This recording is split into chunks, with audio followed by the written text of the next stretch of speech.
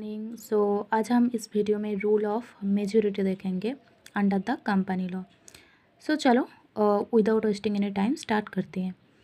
The principle of rule by majority has been made applicable to the management of the affairs of companies. The members pass resolution on various subjects either by simple majority or by 3/4 majority। Company का affairs related कोई भी decision लेना है तो members एक resolution pass करती हैं और वो रेजोल्यूशन पास होती है सिंपल मेजोरिटी से या 3/4 मेजोरिटी से।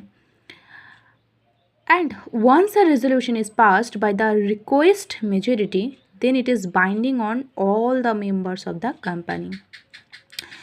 And as a resultant corollary, the court will not ordinarily intervene to protect the minority interest affected by the resolution. अच्छा, मैं ना ये आपको बता देती हूँ कि माइनॉरिटी का मतलब क्या है या मेजोरिटी का मतलब क्या है या मेजर मेंबर माइनर मेंबर का मतलब क्या है। देखो, मेजर मेंबर का मतलब है वो सारी पर्सन जो कि अप टू 50% शेयर होल्ड कर रही है कंपनी में, वो होती है मेजर मेंबर। माइनर मेंबर मतलब जो कि लेस देन 50% शेयर होल्ड किया है।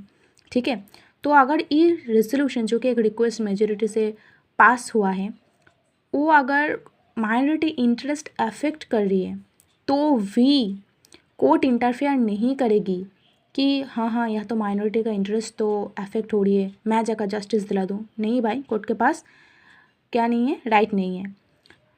But it is the company which is the legal entity having its own personality and that can only institute a suit against the wrongdoer। अगर company चाहे, क्योंकि company itself a legal separate entity, वो अगर चाहे तो suit ले आ सकती है या सूट इंस्टीट्यूट कर सकती है अगेंस्ट द रॉन्ग डूअर। लेकिन कोई भी माइनर शेयर होल्डर जिसका इंटरेस्ट अफेक्ट हो रही है वो रेसोल्यूशन के वजह से, वो लोग नहीं कर सकती। Minority shareholder individually don't have a right to bring a suit. और ये सारी रूल देकर रखिए फॉस वर्सेस हार्ड बॉटल के केस में।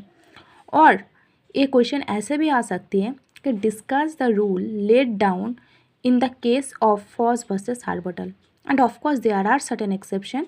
To know about such exception you have to stay tuned with me.